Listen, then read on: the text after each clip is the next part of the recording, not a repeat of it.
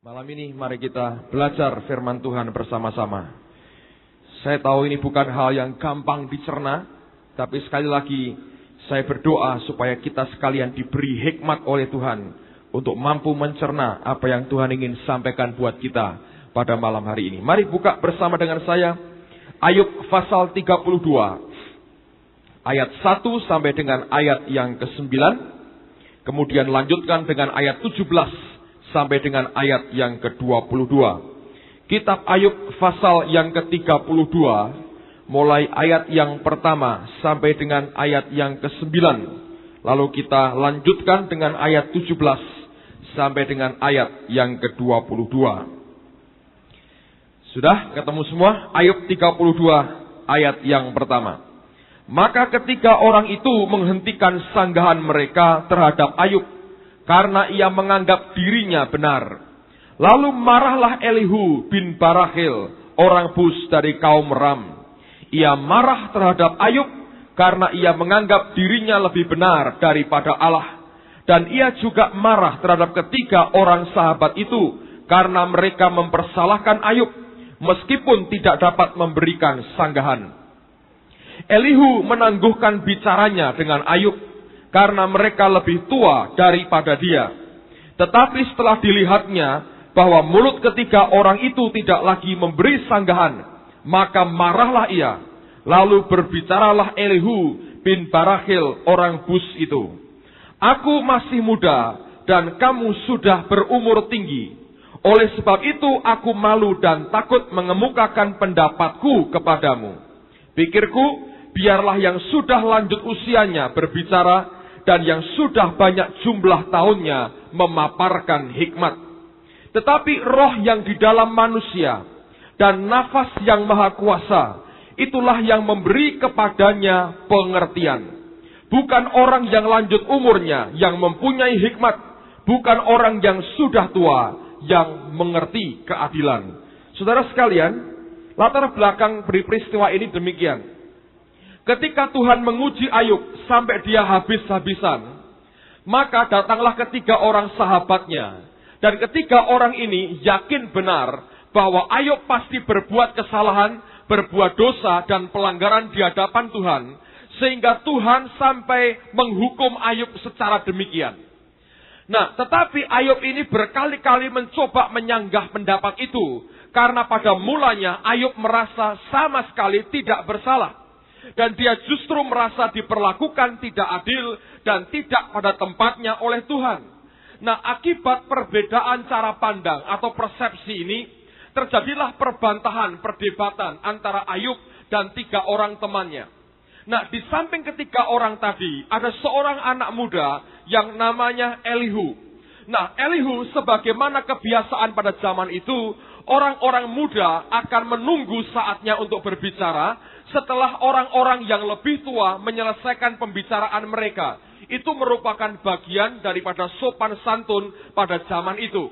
Orang muda tidak akan pernah berbicara terdahulu, tapi dia menunggu sampai Ayub dan ketiga sahabatnya selesai berbicara. Nah, baru kemudian dia menyampaikan akan apa yang dia yakini berasal dari Tuhan. Dan dia sampaikan kepada Ayub dan kepada ketiga sahabatnya. Saudara sekalian, saya mau ajak kita melihat ada tiga hal yang mendasar yang sebetulnya Elihu mau sampaikan, tapi juga perlu sekali buat kita untuk memahaminya.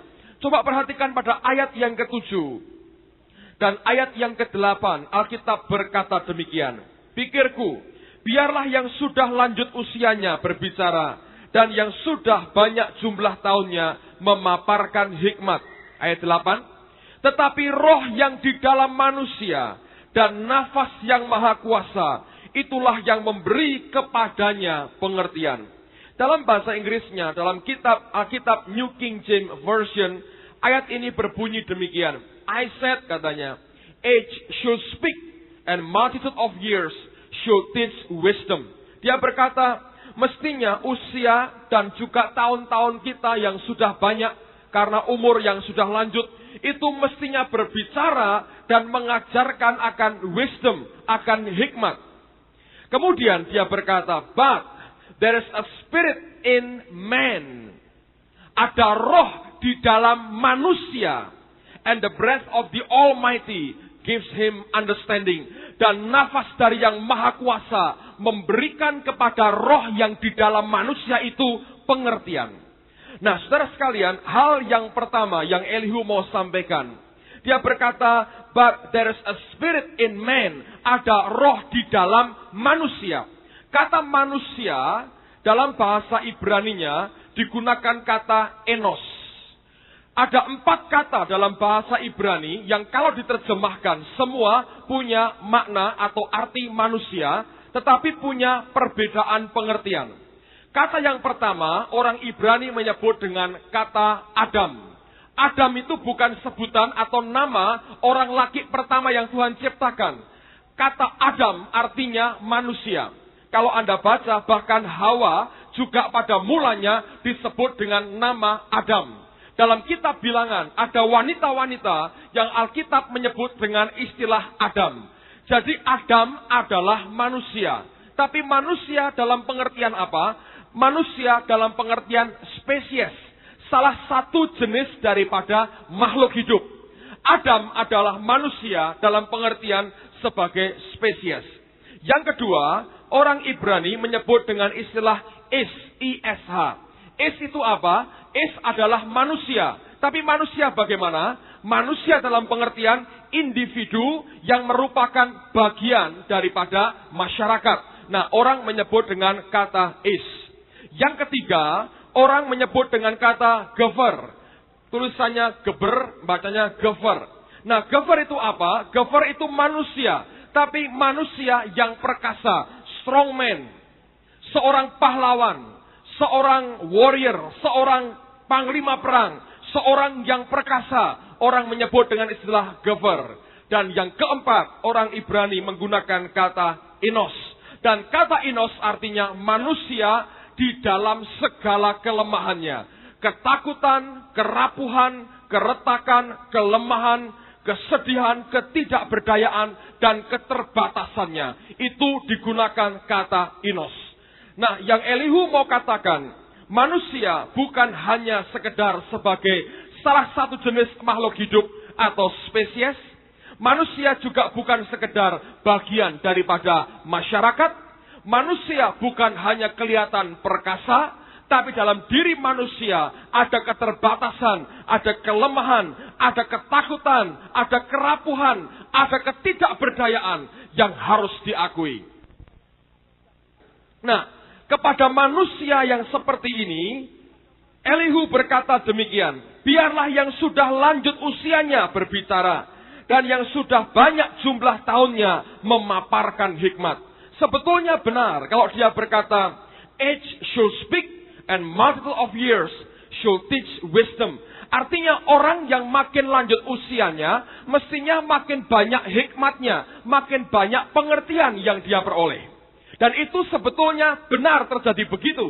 Karena orang yang tua, yang lebih tua, pengalaman hidupnya akan jauh lebih banyak dibandingkan orang-orang muda. Sehingga kita sering dengar orang berkata, aku ini sudah kenyang makan asam dan garam.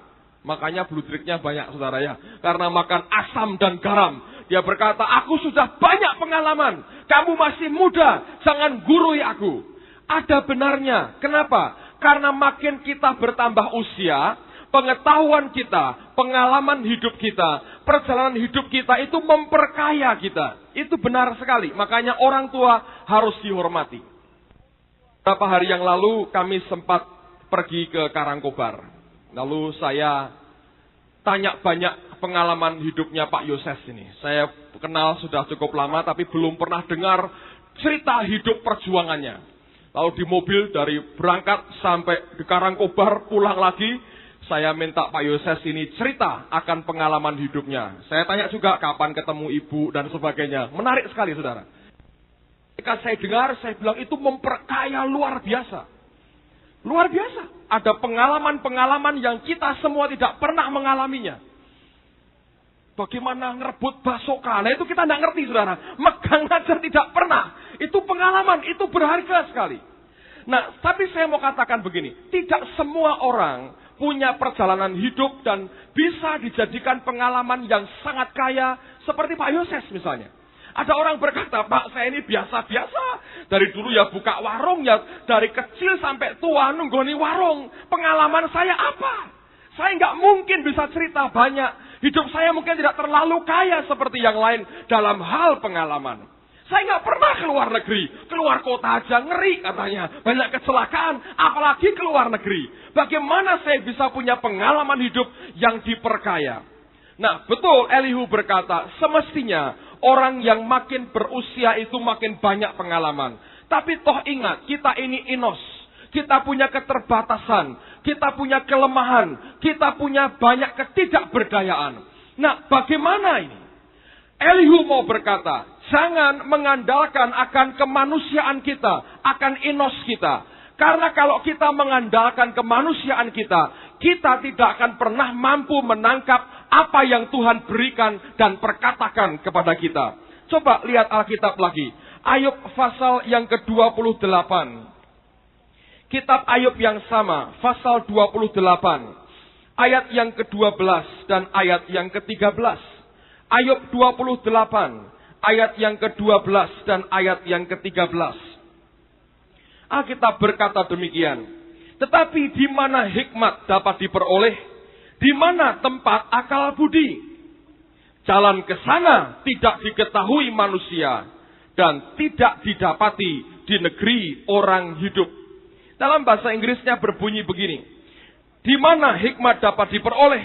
Di mana tempat akal budi? Lalu kemudian dikatakan, man doesn't know its value. Man, manusia, tidak bisa mengerti, memahami, menghargai akan value, nilai daripada hikmat dan akal budi yang berasal dari Allah. Dan kata man di sini digunakan kata inos yang sama. Man doesn't know its value. Ketika Allah mulai bicara soal hikmat, soal pengertian, soal akal budi, semua yang ilahi yang berasal dari Tuhan. Alkitab berkata, man doesn't know its value. Inos tidak pernah bisa mengerti akan nilai daripada apa yang Tuhan sebenarnya katakan. Lalu kita cenderung untuk membuang semua yang sebetulnya Allah mau sampaikan dalam kehidupan kita. Elihu mau berkata, manusia harus ingat, kita adalah juga inos. Dalam segala keterbatasan, ketidakmampuan, dan ketidakberdayaan kita. Dan kalau kita hidup dengan inos kita, dengan kelemahan, kedagingan, kemanusiaan kita tidak akan pernah bisa mengerti value atau nilai daripada apa yang Tuhan mau berikan kepada kita. Sesuatu yang ilahi tidak pernah bisa ditangkap oleh kita yang menggunakan akan manusia jasmaniah. Sesuatu yang supranatural, natural kita tidak akan pernah mampu untuk memahaminya. Sesuatu yang ilahi, maka kita yang duniawi tidak akan pernah bisa mampu untuk mengerti, apalagi menjalankannya. Saudara sekalian, mari kita belajar. Jangan bergantung pada apa yang hari ini kita yakini sebagai kebenaran secara manusia. Belajar menyadari kita adalah enos, manusia dengan segala keterbatasan dan ketidakberdayaan kita. Kita tidak akan pernah bisa mengerti value atau nilai dari apa yang ilahi, yang rohani, yang Tuhan berikan. Lalu perhatikan lagi, kembali ke Ayub 32. Pada ayat yang ke-8, Elihu berkata demikian. Tetapi roh yang di dalam manusia dan nafas yang maha kuasa, itulah yang memberi kepadanya pengertian. Dalam bahasa Inggrisnya berbunyi begini. But there is a spirit in man. Walaupun orang itu adalah inos, manusia itu terbatas dan tidak berdaya, tapi ada roh di dalamnya. Dan dia berkata, dan nafas dari yang maha kuasa akan memberikan akan pengertian kepada roh daripada manusia yang lemah tadi. Saudara, Elihu mau berkata, mari oleh karena itu, karena engkau terbatas, engkau ini begitu lemah dan tidak berdaya, tidak akan pernah bisa mengerti yang ilahi karena engkau duniawi. Tapi ingat, ada roh di dalam manusiamu yang lemah tadi. Dan roh di dalammu itu yang akan mampu menerima understanding, pengertian dari nafas yang maha kuasa, yaitu roh Allah sendiri. Nah, inilah yang sebetulnya dinamakan hidup di dalam roh. Ingat, Asaf pernah berkata bahwa my spirit makes diligent search. Rohku itu dengan rajin mencari, mencoba memahami apa yang sebetulnya terjadi. Bukan pikirannya, tapi rohnya makes diligent search. Yang mencari dengan rajin itu rohnya, bukan pikirannya. Paulus berkata, for God whom I serve in my spirit. Allah yang kulayani di dalam rohku. Bukan dengan kekuatannya, bukan dengan pikirannya, bukan dengan emosinya, tapi dengan rohnya. For God whom I serve in my spirit. Kenapa, saudara? Karena hanya roh kita yang mampu mengerti nilai dari segala yang ilahi. Keduniawian kita, kedagingan kita, kemanusiaan kita tidak akan pernah mengerti value atau nilai daripada apa yang sebetulnya berharga. Ambil contoh lah. Saudara tahu di Indonesia ini ada satu jenis makanan yang kalau Anda ceritakan kepada orang-orang bule akan mereka gitu. Nggak bisa, mereka nggak bisa makan. Yang namanya kepala ayam dibuang kalau mereka. Kita buat rebutan. Yang namanya brutu, waduh saudara, itu anti, langsung dibuang. Kita, itu lain saudara, spesial sekali. Yang namanya cakar saudara, mereka buang. Kita tahu value-nya, cakar saudara. Jadi orang masih juga rebutan cakar. Hari ini begitu. Belum yang namanya tempe bosok saudara. Nah, itu kalau orang bilang, apa ini? Oh, ini tempe yang dibusukkan. Lalu kita masak. Mereka langsung begitu. Gak akan tahan. Ketika John Bevere datang, Ibu Sugandi masak begitu banyak. Ada otak, saudara. Saya ngomong pada John, kalau kamu mau jenius berhikmat, makan nih. Apa? Brain, otak. Saya bilang begitu. Makan ini supaya tambah kuat otak kita katanya. Langsung, dia bilang, thank you. Terus dia minum. Dia makan sedikit-sedikit dan dia bilang nafsu makan saya hilang sama sekali. Kenapa? Enggak tahu value-nya. Saudara, itu secara manusia kita punya perbedaan. Ngerti? Antar kita sebagai manusia saja untuk menilai sesuatu itu value-nya berbeda. Ngerti saudara? Ya. Nah, dengan Tuhan apalagi? Konsep kita dengan konsep Tuhan. Keduniawian kita tidak mungkin dibandingkan dengan keilahiannya. Karena kita cenderung menilai segala sesuatu dengan dasar materi. Bukan dengan dasar rohani. Coba buka lagi firman Tuhan ini. Lihat. Ayub pasal 28. Kembali kepada Ayub 28. Lihat mulai ayat yang ke-12. Lihat pada ayat yang ke-12. Ayub 28. Ayat yang ke-12. Demikian bunyi firman Tuhan. Tetapi di mana hikmat dapat diperoleh? Di mana tempat akal budi? Jalan ke sana tidak diketahui manusia. Man doesn't know its value. Manusia, inos, tidak akan pernah mengerti akan value atau nilai daripada hikmat dan akal budi. Dan tidak didapati di negeri orang hidup. Kata samudra raya, ia tidak terdapat di dalamku. Dan kata laut, ia tidak ada padaku. Untuk gantinya tidak dapat diberikan emas murni. Dan harganya tidak dapat ditimbang dengan perak. Ia tidak dapat dinilai dengan emas ofir. Ataupun dengan permata krisopras yang mahal. Atau dengan permata lasurit. Tidak dapat diimbangi oleh emas atau kaca. Ataupun ditukar dengan permata dari emas tua. Baik giwang, baik hablur. Tidak terhitung lagi. Memiliki hikmat adalah lebih baik daripada mutiara. Permata krisolit Ethiopia tidak dapat mengimbanginya. Ia tidak dapat dinilai dengan emas murni. Hikmat itu dari manakah datangnya? Atau akal budi di manakah tempatnya? Ia terlindung dari mata segala yang hidup. Bahkan tersembunyi bagi burung di udara. Kebinasaan dan maut berkata, hanya desas-desusnya yang sampai ke telinga kami. Ingat loh saudara, orang yang sering dengar desas-desus, itu temannya kebinasaan dan maut. Kebinasaan dan maut berkata, hanya desas-desusnya. Gitu. Kalau ada orang yang suka dengar desas-desus, itu temannya kebinasaan dan maut. Nah silahkan bersahabat dengan kebinasaan dan maut, kita akan repot sendiri. 23. Allah mengetahui jalan ke sana. Ia juga mengenal tempat kediamannya. Karena ia memandang sampai ke ujung-ujung bumi. dan melihat segala sesuatu yang ada di kolong langit. Ketika ia menetapkan kekuatan angin dan mengatur banyaknya air. Ketika ia membuat ketetapan bagi hujan dan jalan bagi kilat guruh. Ketika itulah ia melihat hikmat, lalu memberitakannya, menetapkannya, bahkan menyelidikinya. Perhatikan. Tetapi kepada manusia ia berfirman, sesungguhnya takut akan Tuhan, itulah hikmat, dan menjauhi kejahatan, itulah akal budi. Lihat. Manusia menilai semua dasarnya materi. Di luar pengertian materi kita susah untuk bisa memperhitungkan nilai daripada sesuatu. Kalau rumah, emas, perhiasan, bahkan jabatan, nilainya adalah nilai materi. Di luar nilai materi, kita sulit sekali untuk mengerti akan nilai sesuatu yang ilahi tanpa dikaitkan dengan materi. Saudara, saya bersyukur kami pernah dites Tuhan, menurut saya diuji. Dan ini ujian juga ada tegurannya menurut saya, tapi luar biasa. Saya berani berkata, secara real sebetulnya kami menghadapi.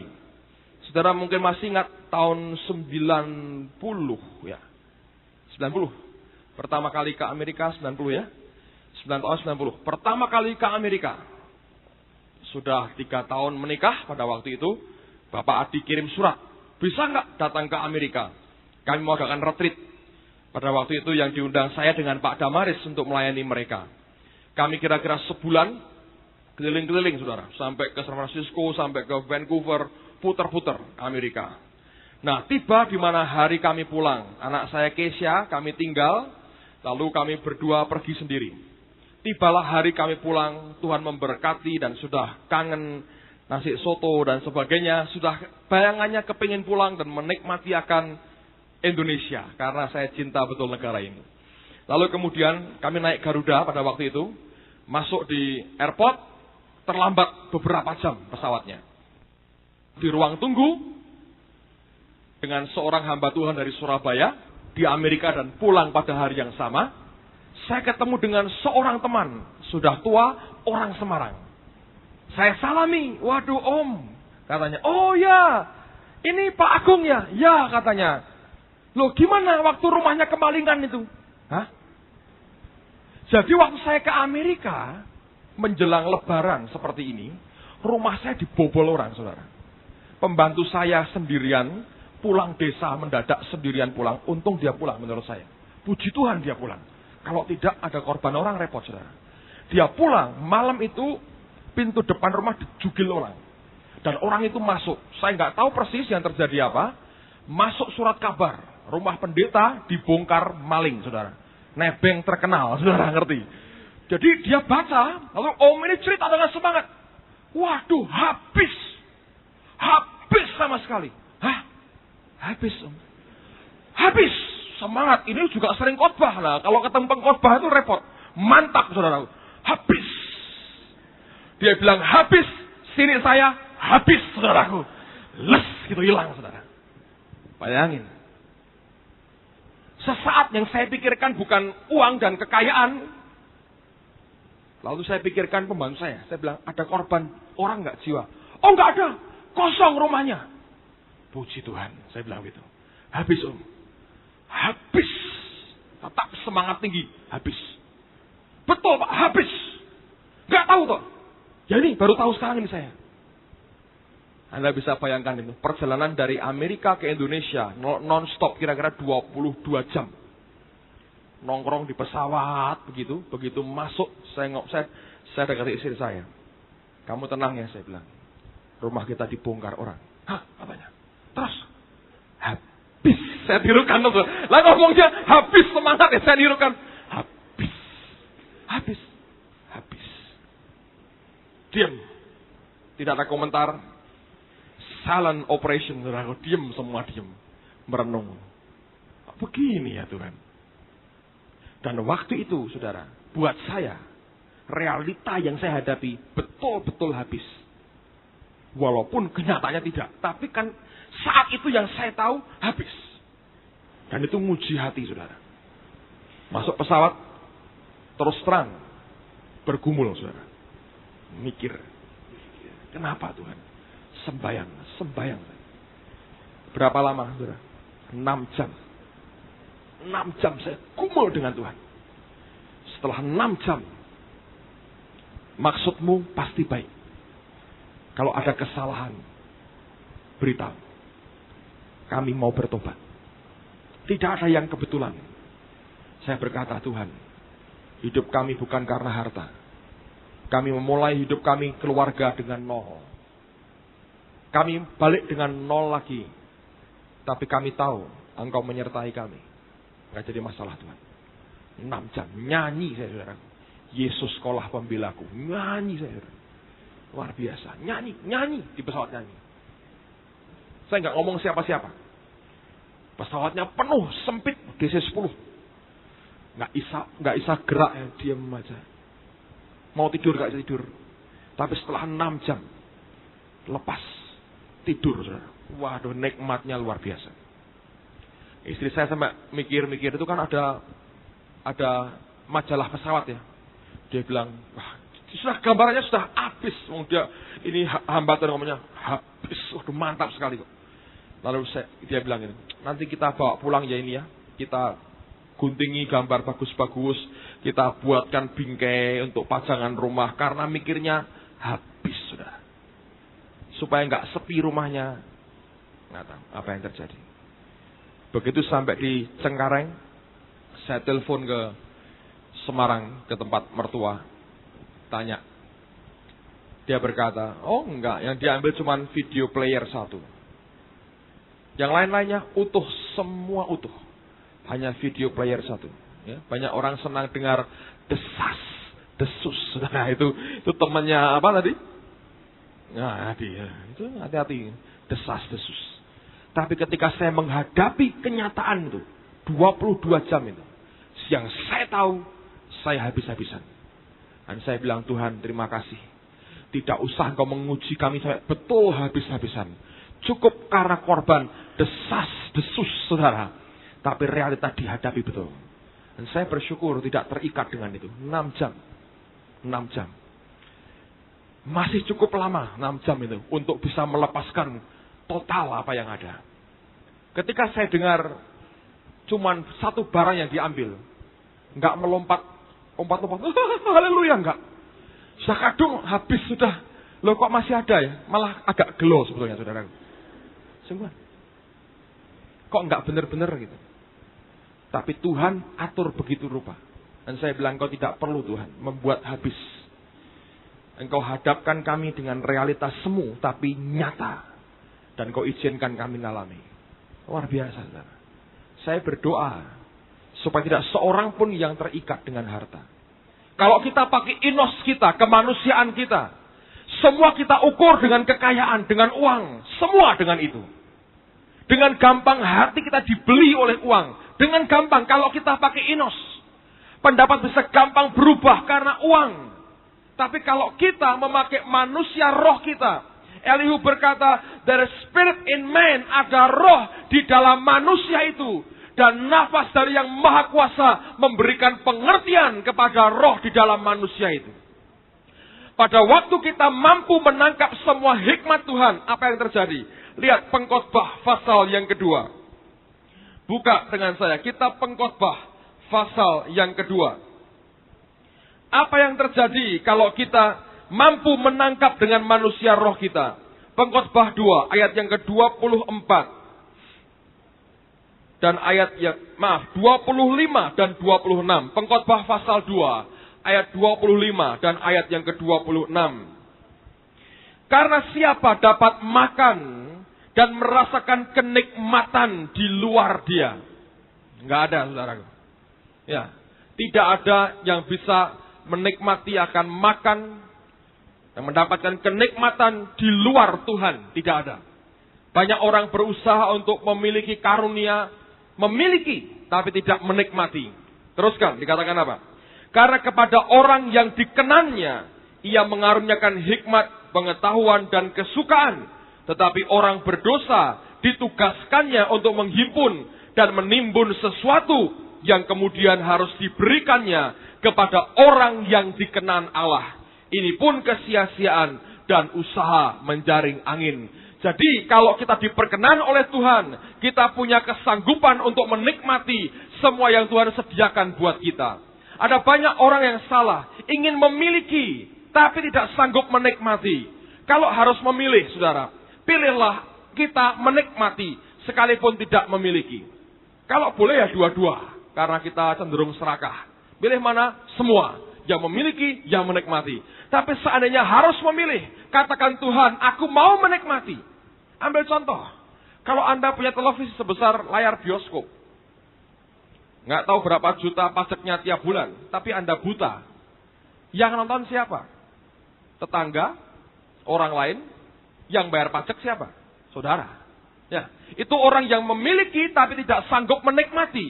Nah, Tuhan mau orang yang Dia perkenan adalah orang yang juga menikmati apa yang Tuhan sediakan buat kita. Siapa itu? Orang yang terima hikmat, terima akal budi, dan kesukaan, joy, sukacita yang dari Allah. Dia akan bisa menikmati semua berkat Tuhan.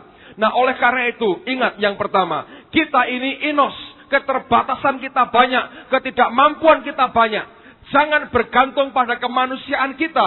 Tapi Elihu berkata, ada roh di dalam enos itu. Ada roh kita yang mampu menangkap apa yang nafas yang maha kuasa. Yaitu roh Allah ajarkan dan berikan kepada kita. Kalau kita mampu berjalan dalam roh, itu akan membuat kita diperkaya dengan semua hal yang luar biasa. Yang berasal dari hati Allah sendiri.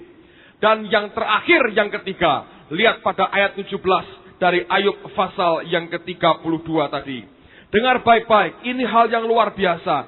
Bagaimana hidup yang didorong dan dipimpin oleh roh Allah. Ketika roh kita mampu menangkap apa yang roh Allah katakan, kita akan mampu berjalan dalam pimpinan roh Tuhan sendiri. Ayat 17 dari Ayub 32. Aku pun hendak memberi sanggahan pada giliranku. Aku pun akan mengemukakan pendapatku. Karena aku tumpak dengan kata-kata. Semangat yang ada di dalam diriku mendesak aku. Sesungguhnya batinku, bahasa Inggrisnya my belly, perutku, rohku. Seperti anggur yang tidak dapat jalan hawa. Seperti kirbat baru yang akan meletup. Aku harus berbicara supaya merasa lega. Aku harus membuka mulutku dan memberi sanggahan. Aku tidak akan memihak kepada siapapun. Dan tidak akan menyanjung siapapun. Karena aku tidak tahu menyanjung-nyanjung. Jika demikian, maka segera pembuatku akan mencabut nyawaku. Nah, pada ayat yang ke-18, Elihu berkata begini. I'm full of words. Aku penuh dengan kata-kata. The spirit within me compels me. Bukan semangat, tapi roh di dalamku yang mendesak aku. Dan dia berkata, my belly, perutku, batinku, manusia rohaniku. Seperti kirbat anggur yang baru. Yang tidak ada jalan untuk hawa keluar. Dan akan meledak, akan meletus, saudara. Begitu kuat membakar dalam dirinya. My spirit within me, roh yang di dalamku, compels me, mendorong aku. Dan dia berkata seperti mau meledak rasanya, aku harus berbicara supaya aku relief, supaya aku lega. Orang yang mampu menangkap dengan rohnya, apa yang roh Tuhan berikan kepadanya, hidupnya akan penuh dengan firman Tuhan. Dan Roh Kudus di dalam rohnya akan membuat desakan yang begitu kuat untuk membuat dia berkata-kata. Dan itu persis seperti yang dialami oleh Daud. Buka coba Mazmur 39. Daud mengalami hal yang sama. Mazmur 39 ayat yang pertama sampai dengan ayat yang ketiga. Dan sampai dengan ayat yang keempat, maaf. Mazmur 39 ayat pertama sampai dengan ayat yang keempat. Untuk pemimpin biduan, untuk Yedutun, Mazmur Daud. Pikirku, aku hendak menjaga diri, supaya jangan aku berdosa dengan lidahku. Aku hendak menahan mulutku dengan kekang, selama orang fasik masih ada di depanku. Aku keluh, aku diam, aku membisu, aku jauh dari hal yang baik. Tapi penderitaanku makin berat. Perhatikan ayat yang keempat ini.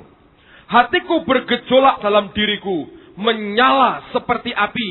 Ketika aku berkeluh kesah, aku berbicara dengan lidahku. Bahasa Inggrisnya berbunyi begini. My heart was hot within me. Hatiku itu rasanya panas di dalam. My heart was hot within me. Hatiku itu rasanya panas di dalam. Dan dia berkata, while I was musing atau meditating, ketika aku sedang merenung, memeditasikan akan hal itu, the fire burned, ada api yang membakar di dalam. Then I spoke with my tongue. Baru setelah itu, kemudian aku berbicara dengan lidahku. Dia tidak asal berbicara. Dia tunggu sampai dia berkata, my heart was hot within me. Dalam hatiku aku merasa panas sekali. Dan dia berkata, while I was musing, ketika aku sedang merenungkan semua itu, the fire burned, ada api yang membakar di dalam. Then I spoke with my tongue. Baru kemudian dia berkata, lalu aku berbicara dengan lidahku. Ada seorang hamba Tuhan, namanya William Branham. Orang ini dipakai Tuhan luar biasa. Pada akhir hidupnya memang dia jatuh, saudara. Tapi banyak orang begitu tidak tahan sampai pada akhirnya. Ketika dia dipakai Tuhan, ada seorang hamba Tuhan bersaksi, menyaksikan filmnya ketika bagaimana orang ini melayani Tuhan. Aneh sekali. Apa yang dia buat, saudara? Ketika puji-pujian selesai, dia diminta untuk menyampaikan firman Tuhan. Maka dia pegang mic, dan biasanya jemaat sudah tahu kebiasaan dia. Apa yang dia buat? Tidak nyanyi, tidak membaca firman, tidak ngajak doa. Dia diam. Dia diam aja. Dan semua orang juga diam, karena ngerti kebiasaannya. Dia nunggu apa? Dia nunggu roh Allah bekerja di dalam dirinya. Dan dia berkata, sebelum roh Tuhan bekerja, aku akan tetap diam. Dia tunggu, dia diam, dia tunggu sampai desakan itu kuat dalam dirinya. Lalu dia melayani jemaat.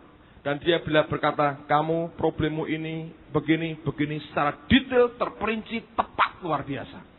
Dia tunggu ketika dorongan di dalam dia membuat dia hampir meledak. Lalu dia mulai berkata-kata. Ada banyak orang ketika orang menanyakan pendapat kita, minta counseling, minta firman Tuhan, minta nasihat dari kita. Kita keluarkan akan common sense kita, akal sehat kita. Dengan hikmat kita, dengan kebiasaan kita, dengan pengalaman kita. Coba kita tolong orang lain. Tidak akan nolong banyak. Karena kalau kita diharapkan memberikan sesuatu yang bisa memberikan jalan keluar. Seharusnya anak-anak Tuhan seperti Daud. Dia berkata, my heart was hot within me. Ada yang panas dalam hatiku. Dan dia berkata, ketika aku merenung, the fire burn. Ada api yang membakar. Then I spoke with my tongue. Baru aku berbicara dengan lidahku. Dan itu yang mengubah hidup banyak orang.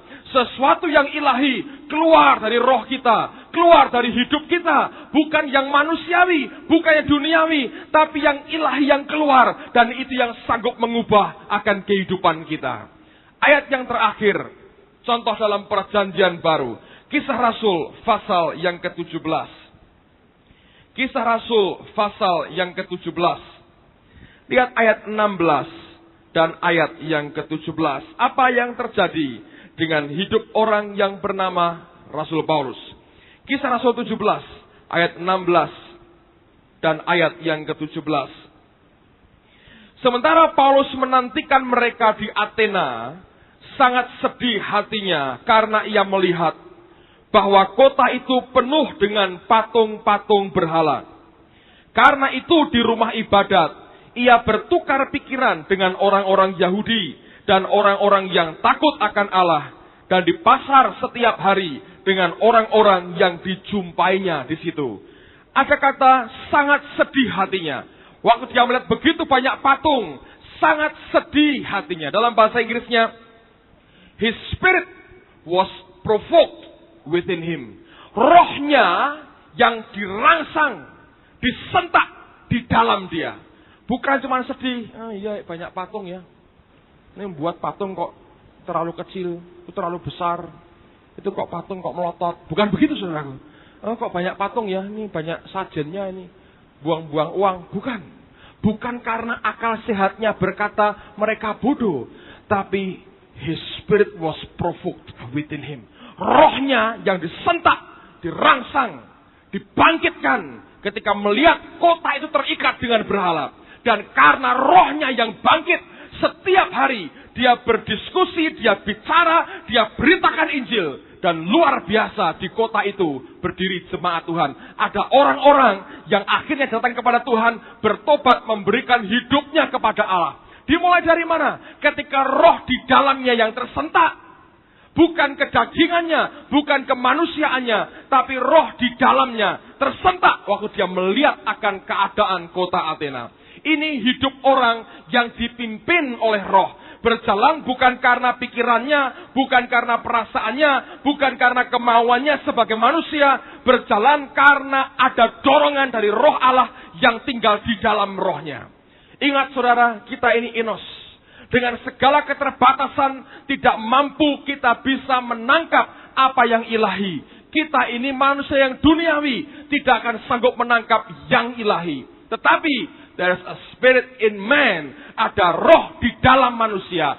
Dan begitu rohmu kuat, engkau sanggup menangkap apa yang ilahi. Maka engkau akan bisa berjalan, bergerak dengan dipimpin oleh roh Allah sendiri. Dan hasilnya, sesuatu yang ilahi akan terpancar, mengalir keluar dari kehidupan kita. Kepada siapapun kita diperhadapkan, kehidupan Tuhan akan disalurkan keluar. Dan orang akan diberkati, bukan oleh karena perkataan kita, tapi karena melihat kehidupan kita dan buah yang dihasilkan oleh karena kehidupan kita yang ada.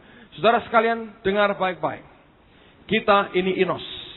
Tidak ada yang bisa kita pertahankan dari kemanusiaan kita. Izinkan Tuhan meremukkan akan manusia kedagingan kita. Supaya roh kita makin kuat dan tumbuh kuat. Sehingga kita mampu menangkap apa yang Dia ingin berikan buat kita. Amin, saudara. Saya berdoa setiap kita belajar dari apa yang Alkitab ini katakan. Akan bertumbuh ke arah sana. Sampai kita jadi manusia yang rohani. Dan bukan manusia yang duniawi. Mari kita berdiri bersama-sama. Haleluya.